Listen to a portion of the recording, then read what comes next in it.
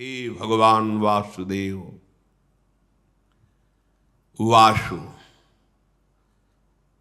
समस्त ब्रह्मांड जिनके एक रोमकूप में वास करता है, ऐसे अनंत ब्रह्मांड जिनके रोमकूपों में वास करते हैं। वासु सर्वनिवासस्य विश्वानयस्सु लोमशु तस्य देवः परम ब्रह्म वासुदेव इति रीता।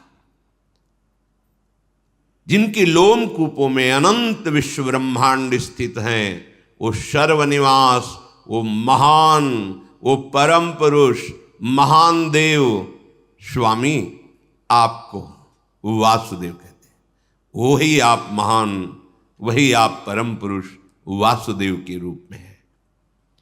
चारों वेद पुराण इतिहास जितना भी वर्णन है प्रभु आपका है। कहीं भी किसी भी ब्रह्म ऋषि ने ऐसा नहीं देखा कि आपका तन, आपका ये शरीर सप्तम धातु से बना हुआ है। किसी वेद ने निरूपण नहीं किया, किसी मुनि ने ऐसा अनुभव नहीं किया। यहां हम सब साक्षी हैं, धर्म साक्षी है, सर्व साक्षी है, वेद साक्षी है कि आप सच्चिदानंदमय तनु भगवान वासुदेव हैं। किसका नमस्कार? जो कंस कारागार में चतुर्भुज रूप में प्रकट हो रहे शनकादि, उनका दर्शन करके वर्णन कर रहे हैं। मंगलमय भाद्रपद के कृष्ण पक्ष की अष्टमी है। मध्य रात्रि का समय, सब ओर घोर अंधकार छाया हुआ है, पर सारी प्रकृति एक नवीन आनंद उत्सव में भरी हुई है, क्योंकि प्रकृति के स्वामी परमात्मा का प्रादुर्भाव हो रहा है। उल्लास में भरी हुई संपूर्ण प्रकृति है। प्रकृति के परम आश्रय, प्रकृति को भी सृजन करने वाले परम देव पधार रहे हैं, तो प्रकृति उल्लसित होकर उनका स्वागत कर रही है। दिशाओं में प्रसन्नता छाई हुई है। यद्यपि बहुत ही आसुरी प्रवृत्ति का बोलबाला है, एक से एक बड़े भयंकर असुर प्रकृति के अधिकार संपन्न जन हैं। भौमासुर, बड़े बड़े जरासंध, कितने कितने ऐसे, और कंस के तो बल से प्रभावित होकर अपनी पुत्रियों का ब्याह जरासंध ने किया था। महान बलि जरासंध। सब तरफ दुख, क्लेश, अशांति फैली हुई है, पर प्रभु का अवतार हो रहा है तो इस समय आनंद ही आनंद छाया हुआ है। स्वयं नदियों का जल निर्मल हो गया। सरोवरों में रात्रि में ही कमल खिल उठे। वृक्षों की शाखाएं बिना ऋतु के पुष्प और फल से संपन्न हो गई।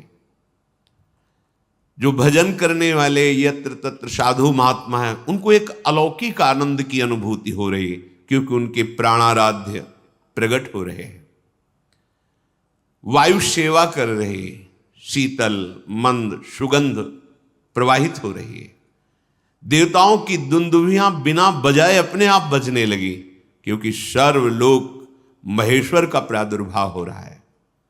गंधर्व किन्नर एक अलौकिक प्रेरणा से गान कर रहे हैं, नृत्य कर रहे हैं। रात्रि के समय सिद्ध चारण, बड़े बड़े पदाधिकारी लोक के, लोकपाल जो ईश्वर कोटि के हैं, सब स्तवन कर रहे हैं। एक अद्भुत जो समाधि में आनंद प्राप्त होता है महत योगी जनों को, आज सबको स्वाभाविक एक शीतलता, शांति, एकाग्रता, परमानंद की अनुभूति हो रही, क्योंकि भगवान का प्रादुर्भाव हो रहा है।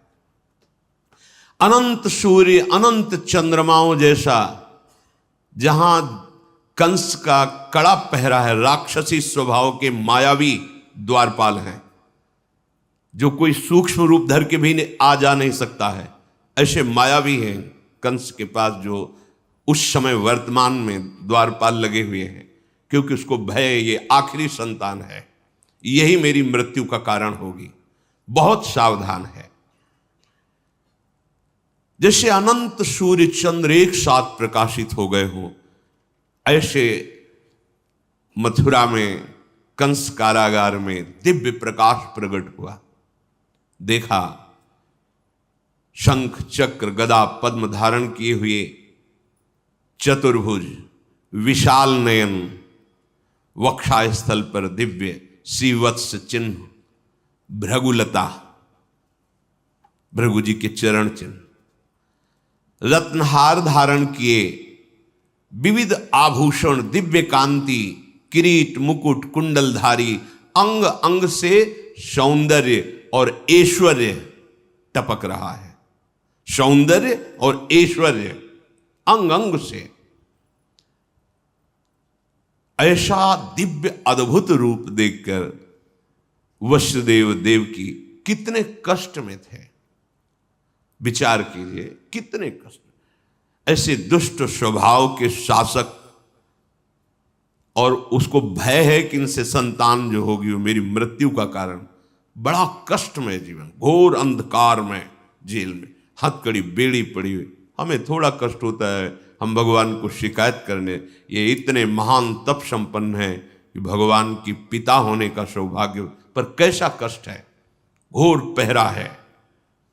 उस अंधकार में ऐसे तेजो में रूप को देखकर अद्भुत आनंद वसुदेव और देवकी जी को हुआ। भगवान प्रकट होकर उन्हें अभय वचन दे, अब आप डरो मत, जहां मैं पधारता हूं वहां क्लेश परंपरा ही खत्म हो जाती है।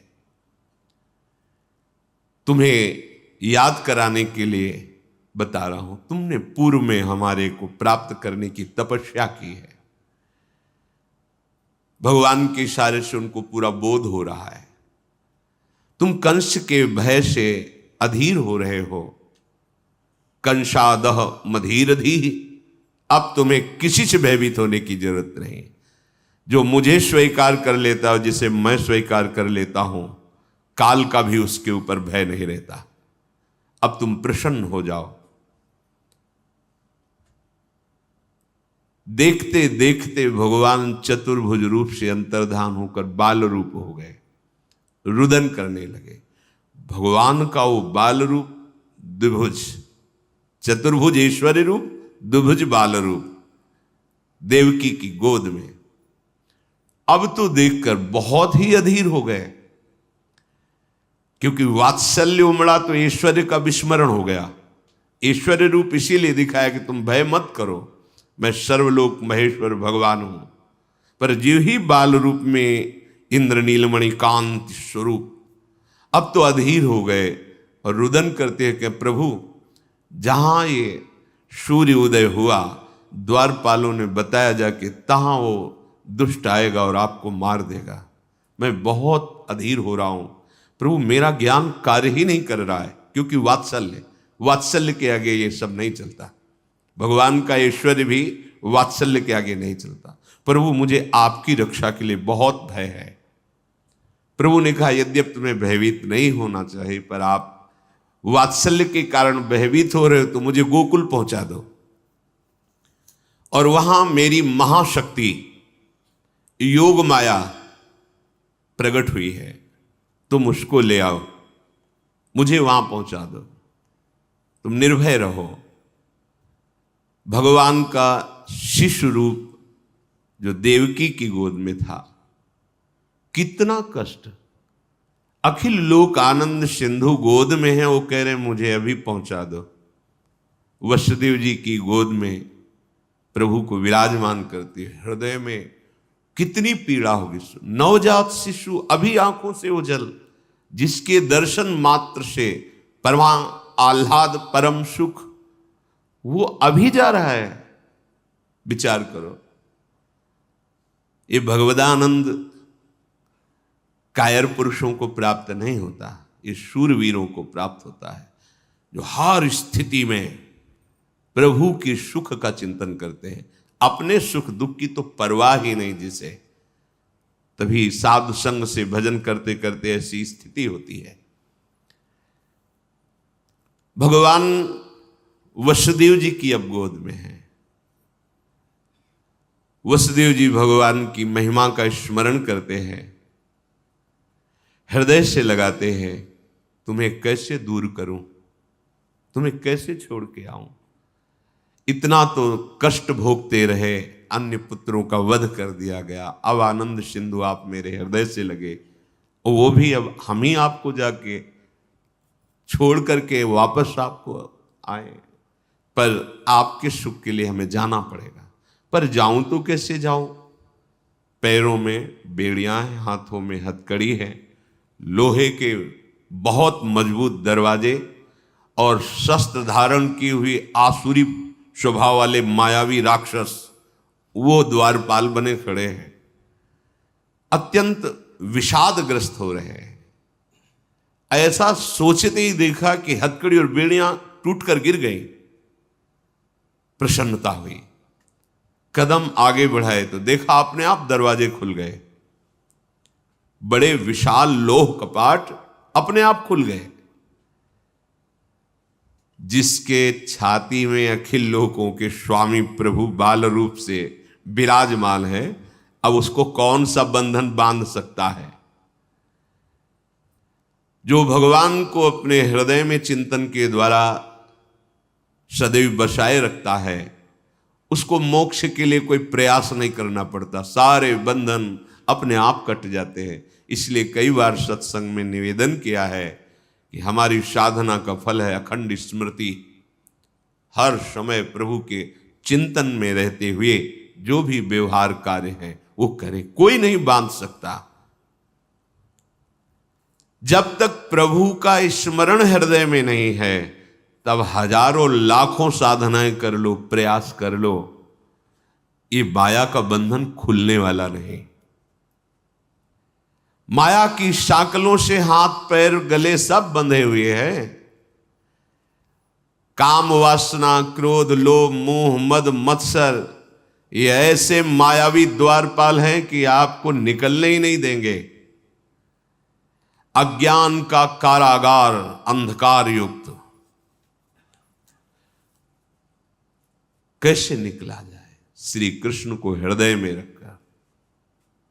पक्की बात, कृष्ण नाम और कृष्ण रूप में कोई अंतर नहीं। जो कृष्ण है वही कृष्ण नाम है।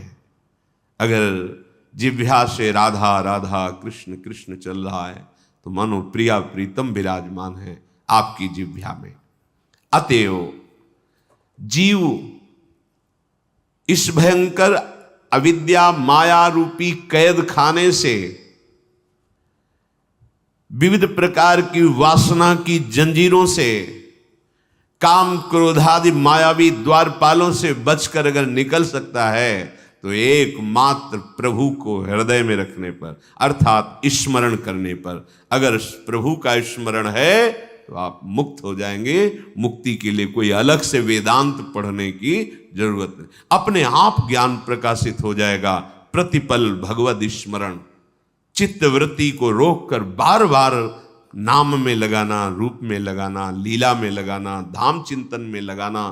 कोई मोक्ष के लिए प्रयास करने की जरूरत नहीं। अपने आप आपको अनुभव होगा कि जो परमार्थ का परम लाभ है वो प्रकाशित हो रहा है। दरवाजा खुला, वसुदेव जी लालजू को लेकर बाहर निकले तो डर रहे थे कहीं पहरेदार देख ले तो प्रहार कर देंगे, पर वहां देखा सब बेशुद्ध मूर्छावस्था को प्राप्त है। धीरे धीरे निकलकर बाहर आए, दबे पांव, कोई जान न जाए। अपराकृत परमानंद विग्रह प्रभु को बार बार ऐसे देखते हैं, हृदय से लगाए हुए आगे बढ़ रहे हैं। पद पद पर आनंद की उमगन हो रही वसुदेव जी के हृदय में। समझिए, जब कोई भगवद स्मरण परायण होता है तो प्रति कदम, प्रति श्वास, प्रति क्षण एक अद्भुत आनंद। अब प्राकृतिक उदाहरण तो बैठता ही नहीं, पर कई बार सत्संग में कहा जैसे दूध को अग्नि पे चढ़ाओ तो उफान आती है, ऐसे आनंद की उफान हृदय में आती है जब मेरे प्रभु और उनका स्मरण और कहीं उनकी रूप की झलक, तब तो फिर ब्रह्मादिक के भोग सब विषम लागत ताई, नारायण ब्रज चंद की लगन लगी है जाए। अभिमान का भार उठाकर संसार पथ में चलते चलते पग पग पर दुख कष्ट संकट विपत्ति भोगते भोगते थक गए। अब छोड़ो, अपना भार श्री कृष्ण के ऊपर छोड़ो, श्री कृष्ण का चिंतन करो, तो पग पग पर परमानंद की अनुभूति होगी। वसुदेव जी को अपार सुख हो रहा है। श्री कृष्ण को हृदय से लगाए हुए महामहिम ब्रज की तरफ चल पड़े। घोर अंधकारमयी रात्रि, धीरे धीरे बढ़ रहे हैं कि कहीं कोई मथुरावासी किसी कारण से बाहर निकले और देख ले तो अमंगल हो जाएगा। इसी समय मेघ गर्जना हो रही, भयंकर वर्षा शुरू हो गई, क्योंकि कोई बाहर निकल ही ना पावे। पैर की भी आहट नहीं, इसलिए मेघ गरज रहे हैं। अंधकारमयी रात्रि, किधर पैर रखे दिखाई ही नहीं दे रहा है। बीच बीच में बिजली चमक जाती है, जिससे रास्ते का पता चलता है। जब वर्षा प्रारंभ हुई, वसुदेव जी ने अब कहां तक ऐसे छुपाए, लगा कि नवजात लाला है, वर्षा में कुछ दुख पहुंच सकता है, ऐसा विचार कर रहे हैं। अचानक देख रहे हैं कि आसपास तो बूंदें गिर रही, पर ऊपर बूंदें नहीं गिर रही। सोचा इस लाला का ही चमत्कार होगा, पर बात यह हुई कि 1000 फण फैलाकर भगवान शेष जी पीछे से फणों की छाया किए हुए, वसुदेव के अंग में ही एक बूंद नहीं पड़ रही, फिर लाला की तो बात जाने दो। ये अनंत देव भगवान शंकरषण है, जो भगवान का ही दूसरा स्वरूप है, पर अनादि सिद्ध ये दासत्व भाव से है।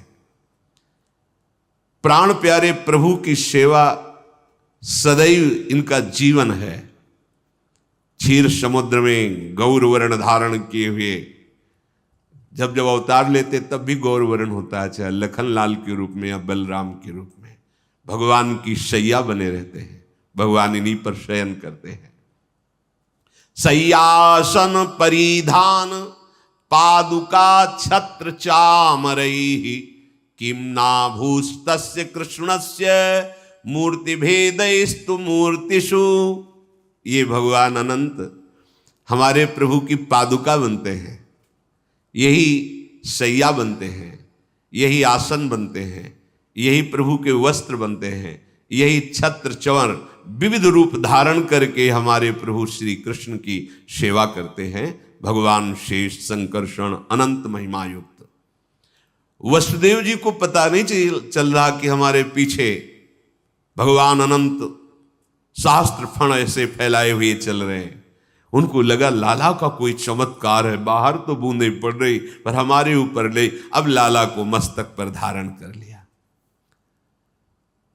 आगे बढ़े तो भारी समस्या यमुना जी, क्योंकि भादो का महीना है, बाढ़ पे यमुना जी चल रही है।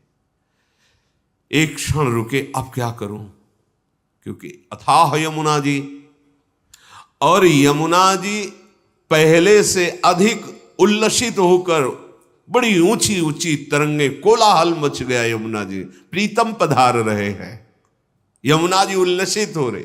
वसुदेव जी देख रहे सैकड़ों भंवरे, सैकड़ों तरंगे ऐसी उछल रही जो भय प्रदान कर रही। ऐसे छोटे लाला को लेकर कैसे पार हो पाऊंगा? अगर रुकता हूं तो लौटने में प्रातःकाल सूर्य उदय हो जाएगा, कैसे क्या करूं?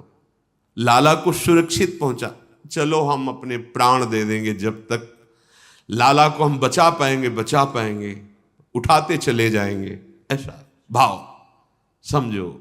जब आप प्रभु प्राप्ति के लिए चलोगे तो ऐसा नहीं कि सहज मार्ग है आप निकल जाओगे, भयंकर बाधाएं खड़ी होती हैं। पर आपने यदि प्राण समर्पित कर दिया है तो कोई भी बाधा आपको परास्त नहीं कर सकती। जो इस भाव में रहता है कि मेरे प्रीतम सुखी हो और मुझे नरक मिल जाए, कोई परवाह नहीं। अगर प्रीतम को आनंद मिलता है कि मैं तड़पूं, कष्ट युक्त रहूं, तो वो कष्ट मेरे लिए हजारों सुख से बढ़कर है। जिससे परम सुखी हो मेरे एकमात्र वे परम प्रेष्ठ, वही धर्म है, वही कर्म है, वही एक कर्तव्य श्रेष्ठ। फिर चाहे वो चिरबंधन हो चाहे तुरंत ही मोक्ष, हो चाहे अज्ञान तमो में, हो चाहे ज्ञान अपरोक्ष, हो अनंत कालीन स्वर्ग सुख, चाहे नरक यंत्रणा घोर, हो अशांति के बादल छाए, चाहे नित्य शांति सब ओर, हो अतिशय दारिद्र भले, हो चाहे अतिशय भोग विलास, हो चाहे कर्मों का जीवन, चाहे पूर्ण कर्म संन्यास, बंध मोक्ष अज्ञान ज्ञान से, स्वर्ग नरक से नहीं संबंध, रहा न भोग ऐश्वर्य परम दारिद्र घोर का कुछ भी बंध, नहीं किसी में राग तनिक भी, नहीं किसी से भी वैराग्य, नहीं किसी में राग तनिक भी, नहीं किसी से भी वैराग्य, प्रीतम का बस एकमात्र सुख ही मेरा जीवन सौभाग्य। ये है नंद के आनंद भय। ये चाहे मुझे घोर नरक मिले, घोर यंत्रणा मिले, पर मेरे प्रीतम को सुख पहुंचना चाहिए। वही मेरा कर्तव्य है, वही मेरा धर्म है, वही मेरा कर्म है। चाहे मुझे बंधन हो चाहे मोक्ष, इसकी कोई परवाह नहीं। चाहे अज्ञान हो चाहे ज्ञान, मुझे इसकी भी परवाह नहीं। चाहे स्वर्ग मिले चाहे नरक, इसकी भी परवाह नहीं। चाहे अशांति हो या शांति, इसकी भी चाह नहीं। चाहे दारिद्र हो या अद्भुत ऐश्वर्य, इसकी भी परवाह नहीं। चाहे बंधन में जीवन हो या मोक्ष में, इसकी भी परवाह नहीं। बस केवल एक परवाह है, मेरे प्रीतम सुखी हो, मेरे हृदय में उनका विस्मरण न हो, और जोई जोई प्यारो करे सोई मोहि भावे। वसुदेव जी ने निश्चय किया, अब ये जीवन प्रभु के लिए, क्या डरना। और यमुना जी में कदम रखा। यमुना जी और उल्लसित हो रही है। प्रभु ने सोचा कि जब तक चरण स्पर्श नहीं होंगे, इनका उल्लास बढ़ता जाएगा चरण स्पर्श के लिए। और जैसे जैसे वो जल में प्रवेश करते, तैसे तैसे और ऊपर उठाते जा रहे हैं। प्रभु ने अपने चरण अभी प्रकट हुए बड़े कर दिए। यमुना जी जीव ही चरण स्पर्श की नम्र हो गई। जल अपने आप घटने लगा। बस घुटनों घुटनों पूरी यमुना जी हो। वसुदेव जी को लगा कि ये कुछ चमत्कार लाला का ही है, क्योंकि अभी तो ऐसा तूफान में स्वरूप यमुना जी का मैं भयभीत हो रहा था। वसुदेव जी प्रभु को लेकर के आगे बढ़े। इतनी प्रेम विवशता है कि मार्ग ही नहीं दिखाई दे रहा। तो ये बिजली चमक चमक करके उसी मार्ग में चमक रही जहां जाना है। वो आगे आगे रास्ता बेशुद्ध है, देह भाव विस्मृत है, परम आत्म सुख का स्वरूप श्री लालजू महाराज उनकी गोद में है।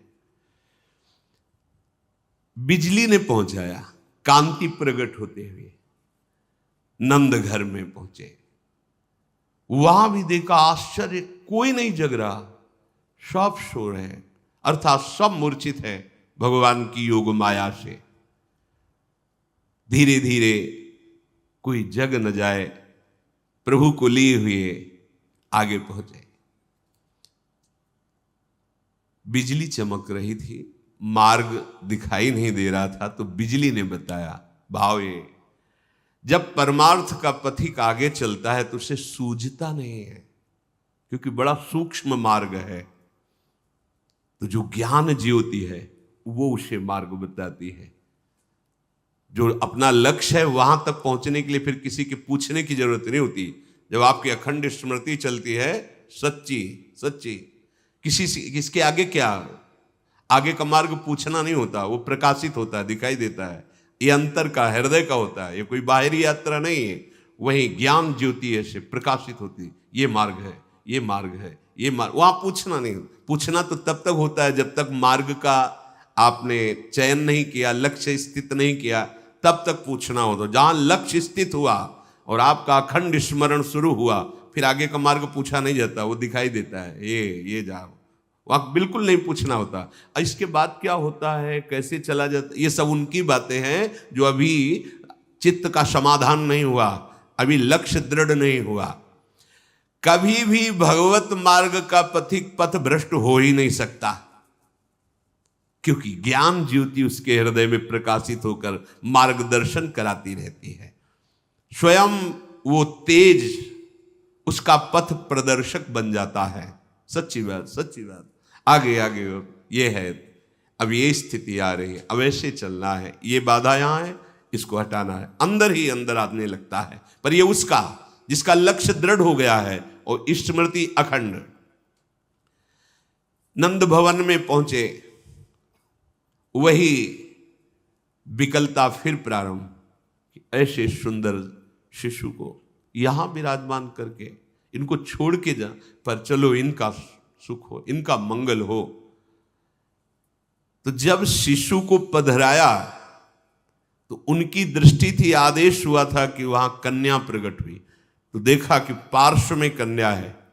कन्या पर दृष्टि जाते ही उनकी दृष्टि, क्योंकि वो योग माया है, वो ये नहीं देख पाए कि लाला में लाला समा गया। लाला पहले से विराजमान है यशोदा जी की पार्श्व में, और लाली, ये लाली योग माया है, और जो लाला है वो निकुंज से आए हुए लालजू महाराज। पर ये रहस्य वसुदेव जी ने भी नहीं जाना। कन्या को उठाया, फिर हृदय में दाह, क्योंकि प्रभु को छोड़कर जा रहे, हृदय में वियोग है, अब कब दर्शन होंगे आपके। ये बात किसी को पता नहीं है। धीरे धीरे कदम बढ़ाते हुए आए, जैसे आए वैसे ही मार्ग व्यवस्था होती गई। जे ही अंदर गए, कपाट बंद, हथकड़ी बेड़ी लग गई, कन्या गोद में, पहरेदार जग गए। यहां भी किसी को होश नहीं नंदालय में। पर ये जो चतुर्भुज भगवान ऐश्वर्य में बाल रूप से आए, वो नंद बाबा के लाला में विलीन हुए। हरिवंश महाप्रभु कहते हैं, आनंद आज नंद के द्वार। कौन है नंद के यहां जिसका आनंद मनाया जा रहा है? बोले, दास अनन्य भजन रस कारण प्रगटे लाल। और वहां ऐश्वर्य में भगवान, और यहां बिहारी जो वृंदावन में नित्य विहरण करते हैं प्रियाजू के साथ, इसी रस का पान कराने के लिए युगल सरकार पधारे। तो जो लालजू महाराज है वो नंद। आनंद आज नंद के द्वार प्रकट हो रहे। कौन? दास अनन्य भजन रस कारण। यहां परित्राणाय साधूनाम विनाशाय च दुष्कृताम देवकी नंदन भगवान पधार रहे। और ये प्रेमी जनों को प्रेम पान कराने के लिए दास अनन्य भजन रस कारण प्रगटे लाल मनो।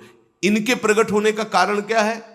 अनन्य प्रेमी रसिक जन, कोई सख्य भाव का, कोई गोपी भाव का, वात्सल्य भाव का, जो जिन मंजरी भाव का, किंकरी भाव का, सबको रसास्वादन कराने के लिए निकुंजाधिपति प्रभु वृंदावनेश्वर पधार रहे हैं। आनंद आज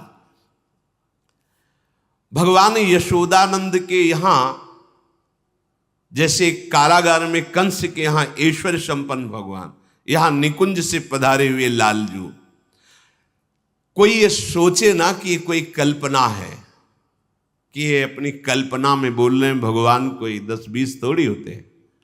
सर्व भवन समर्थ, कर्तुम अकर्तुम अन्यथा कर्तुम, महान शक्तिमान के लिए एक ही समय दो जगह प्रकट होना, ये कोई आश्चर्य की बात है क्या? उनके लिए असंभव है क्या? जो भगवान करोड़ों असंख्यों गोपियों के साथ एक ही समय रासमंडल में एक एक गोपी के बीच में प्रकट है, उनको मथुरा की जेल में और नंद बाबा के भवन में अलग अलग प्रकट होना कोई आश्चर्य की बात है? जो भगवान द्वारिकाधीश जिनकी दिनचर्या देखने के लिए नारद जी जाते हैं, तो 16,108 महल में अलग अलग हर रानी के पास भगवान अपनी दिनचर्या करते हुए नारद जी को दर्शन देते हैं। ये कोई आश्चर्य की बात है? भगवान सर्वाश्चर्यमय है। गोपराज नंद जी समस्त समृद्धियों के स्वामी हैं, पर उनकी कोई पुत्र नहीं था। अवस्था बड़ी हो गई थी। प्रेमी हृदय ब्रजवासी जन सब जब बैठक में बैठते तो क्रमशः यही बात आ जाती, बात करते करते, कि गोपराज यदि आपके कोई पुत्र होता तो जैसे बैठक में आप उच्चासन पर विराजमान, ऐसे वो विराजमान होते, हम सब ब्रजवासी धन्य होते। बाबा का हृदय जल जाता। अब क्या करें? विद्वान ब्राह्मणों से सलाह ली तो उन्होंने बताया कि अगर यज्ञ किया जाए तो भगवान हरि प्रसन्न हो जाते हैं और फिर पुत्र प्रदान करते हैं, तो आप पुत्रेष्टि यज्ञ कीजिए। बाबा के पास समृद्धि थी ही, पुत्रेष्टि यज्ञ, ब्राह्मणों की वेद ध्वनि गूंज रही है। पर एकांत में बैठ कर के नंद बाबा यशोदा जी से कहते हैं कि यशोदा, ये यज्ञ हो रही है, पर इसकी सामर्थ्य नहीं कि मुझे मेरे जैसे भाव में स्वप्न में पुत्र आया है वैसा यज्ञ से प्राप्त होगा। मेरे भाव में श्याम सलोना ऐसा आकर्षण करता रहता है और मुझे पक्का विश्वास है कि वो किसी कर्म से नहीं प्राप्त होता है। पुत्रेष्टि यज्ञ में मेरा विश्वास है, पर यह निश्चित किसी कर्म या यज्ञ आदि का फल वो नहीं हो सकता। मेरे मन में एक अद्भुत सौंदर्य युक्त बालक खेलता रहता है। मैं तुम्हें बताया नहीं है, पर वो किसी कर्म जनित, तपस्या जनित उसका फल नहीं है, क्योंकि कर्म का फल जितना भी है वो सब चंचल है, स्थायी नहीं है। मैं जिसे देखता हूं वो अचल है, वो अचिंतनीय है, वो स्वयं मेरे हृदय में प्रकाशित हुआ है। मैंने एक स्वप्न देखा है, उस स्वप्न में वो इतना सुंदर बालक है कि भगवान वैकुंठाधिपति नारायण को भी हमने ध्यान में देखा है, वैसे वो भी सुंदर नहीं है। उस बालक के समान भगवान वैकुंठाधिपति नारायण भी सुंदर नहीं है। नंद बाबा कहते, मुझे ऐसा लगता है कि ये जो सौंदर्य माधुर्य निधि बालक है, ये मुझे किसी भी कर्म से प्राप्त नहीं हो सकता। हां, वो कृपा करके आवे तो बात अलग है। मेरा हृदय ऐसा कहता है, होने दो, यज्ञ हो रही, पर यज्ञ से वो प्राप्त हो जाए ऐसा। ब्रजराज की बात सुनकर यशोदा मैया ने कहा, अच्छा आपको स्वप्न हुआ है? नंदराज ने कहा, हां, तुम हमारी अर्धांगिनी हो, शयधर्मिणी हो, तुमसे क्या छुपाऊं। एक दिन मैंने देखा, तुम पागलपन मेरा मत समझना, मैंने देखा श्यामश्चंचल चारु दीर्घ नयनो बालस्तवांक स्थले दुग्धोद्गारि पयोधरे स्फुटमसौ क्रीडन्मया लोक्यते स्वप्नस्तत्किमुजागरः किमथ वेद एतन्न निश्चीयते सत्यम ब्रूहि सधर्मिणी स्फुरति किम सोयम तवाप्यंतरे। हे यशोदा, मैंने देखा कि दिव्यात दिव्य नीलमणि सदस्य ऐसा श्याम वर्ण, कैसे वर्णन करूं, उस बालक के ऐसे विशाल चंचल मनोहर नेत्र हैं, और वो बालक तुम्हारी गोद में तुम्हारे स्तनों का पान कर रहा है। मैं देखा, और भांति भांति की मेरे आंगन में खेल कर रहा है। बाबा के आंखों में आंसू आ रहे। मेरे में ना इतना तप है, ना भजन है, मैं कैसे उसे प्राप्त कर सकता हूं? पर मैं देखता हूं, इसीलिए कहा कि मेरा पागलपन मत समझना। जब से वो स्वप्न देखा तो मैं जागने पर भी उसी में खोया रहता हूं। मुझे वैसे ही दिखाई देता लीला करते हुए आंगन में तुम्हारी गोद में। सत्य बताओ, क्या तुमको भी कभी ऐसा संकेत हुआ है? बाबा की बात सुनकर मैया तो विकल हो गई और गदगद कंठ से कहने लगी, ब्रजराज बिल्कुल ऐसा ही स्वप्न हमने देखा। हम तो ये इसलिए नहीं कह रही थी कि आप कहोगे कि ये शब्द तुम कल्पना करके कह रही हो, पर हमने ठीक ऐसा ही देखा जैसा आप वर्णन कर रहे हो। और आपने देखा जैसे स्तन पान कराते हो, मैंने देखा कि मेरे स्तनों का पान कर रहा है, मैं दुलार कर रही हूं, पर ये असंभव है, मेरे भाग्य इतने कहां। मैं इसलिए ऐसा समझकर कभी आपसे बात नहीं की।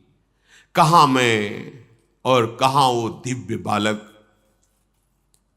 ब्रजराज नंद ने कहा, फिर तो संभव है, क्योंकि वो आना चाहता है पक्का।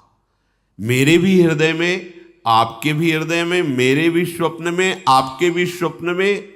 इसका मतलब ये मेरी कल्पना या स्वप्न नहीं है, ये सत्य विषय है। पर यह संभव कैसे हो सकता है?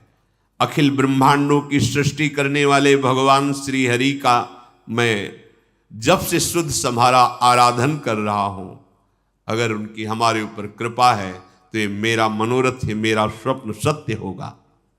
हरि कृपा करें तो असंभव भी संभव हो जाता है।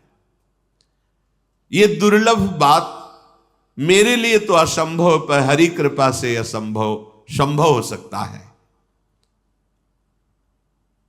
तदनंतर हरि सेवानिष्ठ बाबा और मैया दोनों तन मन धन वचन से पूर्ण शरण होकर भगवान श्री हरि की आराधना की, और 1 वर्ष के लिए द्वादशी के दिन यथाविधि व्रत करने का नियम लिया। द्वादशी व्रत की संख्या वृद्धि के साथ साथ भाव में उसी पुत्र की प्राप्त करने की लालसा जो स्वप्न में देखा, जो मनोरथ में है, परम व्याकुलता बढ़ती गई। व्रतानुष्ठान सर्वांग पूर्ण हुआ तो देखा द्विभुज मुरली मनोहर भगवान सामने खड़े। वहां क्या देखा? चतुर्भुज भगवान नारायण सामने खड़े। यहां क्या देखा? द्विभुज मुरली मनोहर ललित त्रिभंगी लालजू महाराज।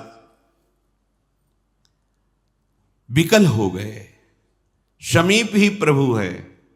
कृपा दृष्टि से मुस्कुराते हुए बड़ी बड़ी मधुर वाणी में कहा, अहो मयि अभिषक्तौ भक्तौ कथम निर्विद्य खिद्ये थे योषावतसी कुसुम सुषमः सुकुमारः कुमारः शस्त्रदेवानुभवतोर्भवतो कुमारतया स्फुरति सतु सदा भवतो रेवानुगतः प्रतिकल्पम स्वभक्ति प्रवर्तनाय दिव्यमत प्रवर्तित द्रोणधरा रूपांश कलावतो तदभूरि भाग्यम इत्यादि रीत्या ब्रह्माद्यलभ्य साक्षात् तत्फल साक्षात्काराय स्वयमेव पृथिव्यां भवतोर्भवतोरेव भवं लभत एव अचिरादेव रुचिरा रुचिरेशा युवयो सफलतां बलिता। प्रभु ने कहा, नंद यशोदा, तुम मेरे परम प्रेमी आसक्त भक्त हो, तुम खिन्न मन क्यों हो? जो मेरा आसक्त चित्त होता है उसके लिए कोई दुर्लभ बात नहीं होती। ये जो तुम अतिशी कुसुम के सदस्य श्याम सुंदर सुकुमार का स्वप्न देखा, मैं ही था। वो स्वप्न नहीं था, मैं स्वयं आया था। जो तुम्हारी अनुभूति है बाल रूप की, मैं स्वयं तुम्हारे बाल रूप में तुम्हारे यहां आया था, भाव में, स्वप्न में, और प्रगट में आऊंगा। वात्सल्य प्रेम का तुम्हारे हृदय में अथाह समुद्र है। तुम द्रोण और धरा हो। तुमने बहुत बड़ा भजन तप किया है जो ब्रह्मादि के लिए भी दुर्गम है, अलभ्य है। मैं तुम्हारे ऊपर बहुत प्रसन्न हूं। जहां तुम्हें ये वास मिला है, यहां ब्रह्मादि के लिए भी दुर्लभ है ये ब्रज 84 कोश। ब्रह्मा जी ने भी कहा है, तद भूरि भाग्य मिहि जन्म किमप्यटव्याम। मेरे अहोभाग्य होंगे यदि मुझे यहां कोई भी रूप में रख लिया जाए, गोकुल में, ब्रज में। तुम्हारा ही स्वरूप द्रोण और धरा है। अब तुम नंद और यशोदा के रूप में प्रकट हुए हो। अब तुम तनिक चिंता मत करो, जो तुम्हारे स्वप्न में मैं प्रकट हुआ था, हे गोपराज, मैं स्वयं तुम्हारा बालक रूप बनकर आ रहा हूं। समझ रहे? वहां चतुर्भुज नारायण और यहां वंशीधारी ललित त्रिभंगी कौन? ये निकुंज से पधारे हुए लालजू महाराज। इसलिए महाप्रभु आनंद आज नंद के द्वार, दास आनंद भजन रस कारण प्रगटे लाल मनोहर। ये भगवत रहस्य है, इसे प्रेमी जन ही केवल जानते हैं, बाह्य व्यवहार में नहीं। शास्त्रों में जो संकेत होता है वो ईश्वर स्वरूप भगवान या आए, कन्या को लेकर चले गए वसुदेव जी, लेकिन जो लाल जी को लाए वो समा गए हमारे लालजू में। और जब लालजू को लेके गए तो वही चतुर्भुज, यही जो ब्रह्म हृदय है, वही अक्रूर को दर्शन कराया कि अनंत शेष सैया पर शयन की हुई भगवान चतुर्भुज महाऐश्वर्यशाली। बाहर देखा तो कृष्ण बलराम, अंदर देख रहे तो शेष सैया पर विराजमान भगवान चतुर्भुज। यशोदा जी, नंद बाबा बहुत प्रसन्न हुए भगवान के ये वचन सुनकर, मुरली मनोहर अंतर्धान हो गए। समय बीतता गया। एक दिन देखा कि बाबा और बड़े ब्रजवासी सब बैठक में बैठे हुए थे, तो वृद्धा तपस्विनी तेजोमयी अग्नि कांति, जिसकी मानो मूर्तिमान अग्नि पधार रहे हो, ऐसी कांति है, तेजोमयी अवस्था, वृद्ध है। साथ में एक स्नातक ब्राह्मण बालक है। समस्त गोपराज की सभा खड़ी होकर के सम्मान की, गोपराज भी खड़े हुए। ऐसा लगा कि कोई मानो मूर्तिमान तपस्या पधारी हो। सबने प्रणाम किया, आसन आदि दिया। देवी, आपके दुर्धर्ष तेज को देखकर हम ये जान नहीं पा रहे कि आप कौन हमारे ब्रज में पधारी है।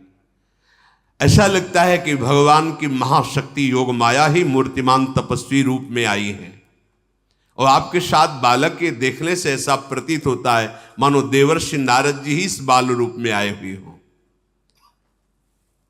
ये बात सुनकर ब्रजराज की वो तपस्विनी मुस्कुराकर बोली, मेरा नाम पौर्णमासी है। मैं तपस्विनी हूं और पूर्ण दैव का ज्ञान रखती हूं। प्रारब्ध का, भाग्य का, दैव विधान क्या है, मैं इसका पूर्ण ज्ञान रखती हूं। इस बालक का नाम मधुमंगल है। ये स्नातक है, महान भजन रस में डूबा हुआ है, इसलिए इसको देखकर देवर्षि नारद का स्मरण होना उचित ही है। ये देवर्षि नारद के ही समान है।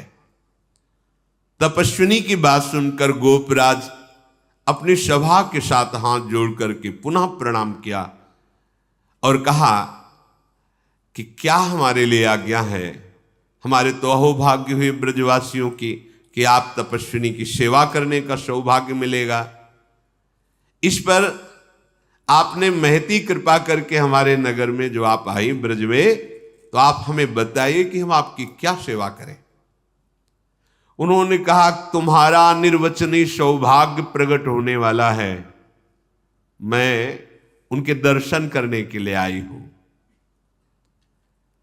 तुम सब पूछ रहे हो तो मैं वर्णन कर रही हूं। तुम सब ब्रजवासियों का महान सौभाग्य उदय होने वाला है। ये जो आपके गोपराज नंद है, इनके यहां अखिल जगत को आनंद सिंधु में निमग्न कर देने वाला वो प्रेम बपू प्रभु प्रकट होने वाले हैं। पौर्णमासी की ये बात सुनकर बाबा परमानंद में मगन हो रहे हैं। गदगद वाणी से कहने लगे, देवी आपके शुभागमन से इस संपूर्ण ब्रज पावन हो गया।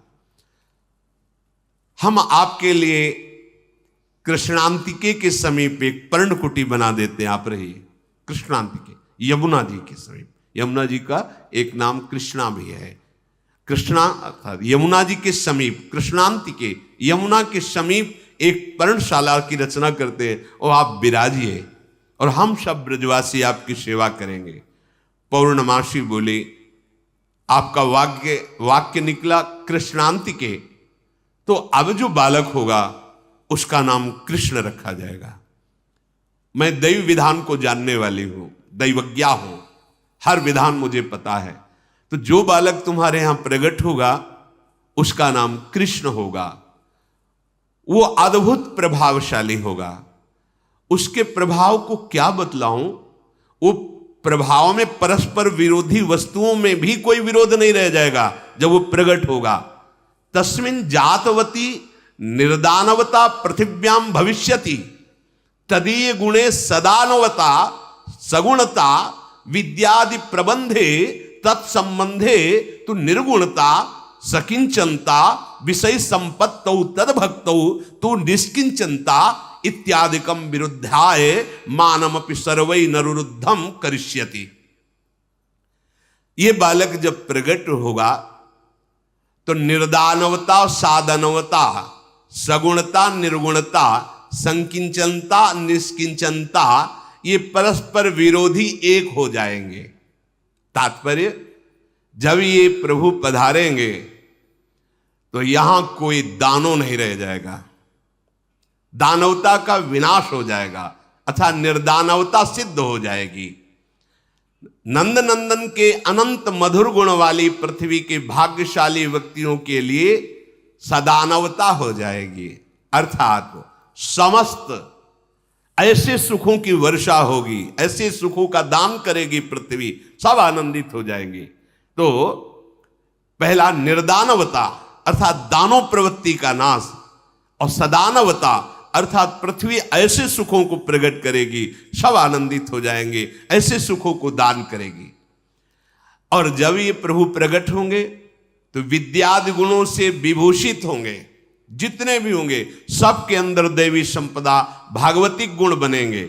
लेकिन ये सतोगुण रजोगुण तमोगुण इनका कोई प्रभाव नहीं रहेगा, इसलिए निर्गुणता और सगुणता भागवतिक सदगुण प्रकट हो जाएंगे और निर्गुणता अथवा सतोगुण रजोगुण तमोगुण का प्रभाव नहीं पड़ेगा, क्योंकि प्रभु त्रिगुणातीत है। इनके प्रकट होते ही इनके सानिध्य में तीन गुणों का प्रभाव अपना प्रभाव नहीं डाल पाता। और सकिंचनता भगवत सेवार्थ शरीर निर्वाह के लिए, भगवत सेवा भाव के लिए समस्त वैभव एकत्रित हो जाएगा, लेकिन उनके हृदय में प्रभु के सिवा किसी से अपनापन नहीं होगा, इसलिए निष्किंचनता, ऐश्वर्य वैभव और निष्किंचनता एक साथ रहेंगे। पौर्णमासी जी ने कहा कि आप हमारे लिए जो बोले यमुना के पावन तट पर पर्णकुटी तो आप बनाइए, और जब लाला प्रकट होगा तब उसके दर्शन करेंगे, फिर हम आगे बात करेंगे। ये पौर्णमासी देवी महान भजन से युक्त है। श्री कृष्ण के जो आगे संदीपनी मुनि जी गुरु होते हैं, उनकी ये माता है और ये महान शक्ति सामर्थ्य युक्त है। ये मधुर लीला के सब विधानों को जानने वाली है। ये मधुमंगल इन पौर्णमासी देवी का पौत्र, संदीपनी मुनि का ये पुत्र है। भगवान श्याम सुंदर का नित्य प्रिय सखा है। ये हास परिहास करके श्री कृष्ण को सुख पहुंचाने वाला है। श्री कृष्ण की गोष्ठ लीला तथा गोपांगनाओं की जो और लीलाएं हैं उनमें मस्खरे मनसुखा के नाम से जाना जाता है। भगवान नंद बाबा और वसुदेव जी के यहाँ जिस समय कारागार में कंस के यहाँ, उस समय नंद बाबा यशोदा मैया के यहाँ प्रभु प्रकट दो बार। इसमें कोई संशय न करे, शास्त्र प्रमाणित बात है। और भगवान के अंश से ही सबका प्रादुर्भाव। तो जैसे ये लीला आती कि 11 वर्ष भगवान यहाँ विराजमान रहे, फिर चले गए, तो तब से लेकर अब तक क्या भगवत विमुख है क्या यहाँ कोई? तो हमारे प्रभु कभी गए ही नहीं। वृंदावनम परित्यज्य पादमेकम न गच्छति, एक कदम भी प्रभु यहां से बाहर नहीं गए।